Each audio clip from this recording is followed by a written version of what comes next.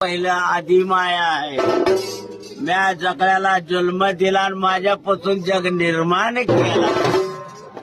माझ्या जन्मात कुणी नव्हतं. ज्योत लावली जळात, पायामध्ये शेवाळ बांधून हक्का मारली शंक्यासुराला.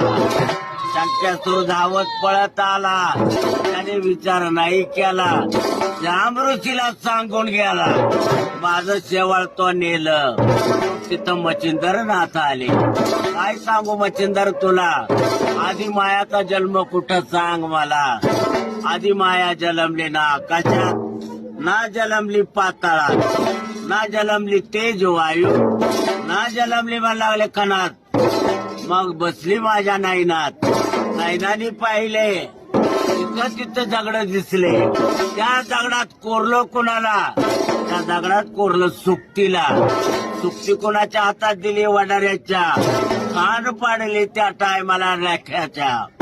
त्या रेख्याने पाहिले का या खडकामध्ये तांब कशाचं. माई ठोक्यात निघाली, तांब्याला बोलली.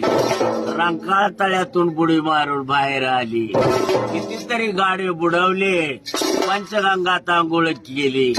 माई अशी कशी झाली, नाही थांबायचं मला इथं. मी जाते शिवावर. शिवाचा गाडा कुणाला देते वडाऱ्याला. मग तो चालू झाला, हाका मारते त्याला. मातंग ऋषीला म्हणावं, संबुरी माझ्या मी बळी देईन कुणाला. रेड्या बकऱ्याची बळी नाही चालत मला. माणसंच खाऊन जाईन बंगला मसनाला. मसनामध्ये राखीस भूत पलित हाडळ उठून गेले. तिच्या पाया पडेन मग बोलवून घेतले यताळाला.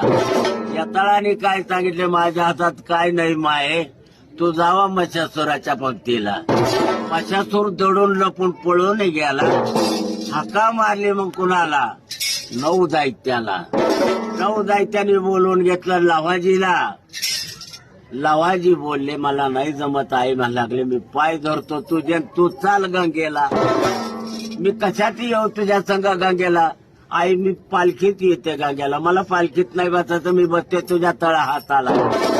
तळा हातामध्ये आईला बसवलं, गंगेच्या आंघोळ घातली.